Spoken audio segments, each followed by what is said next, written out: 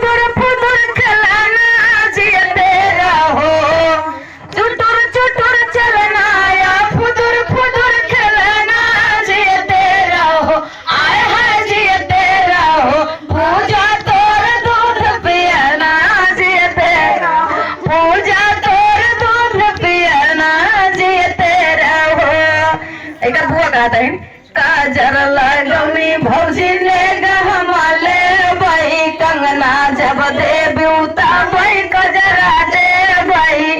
काजर लगमी भौजी ने गहमाले भाई कंगना जब दे बूता भाई कजरा दे भाई मोहंगरी चुसना बिछवना पे मुतना जियते रहो आए है जियते रहो पूजा तोर दूध पियना जियते रहो पूजा तोर दूध पियना जियते रहो चांद जैसन पवलू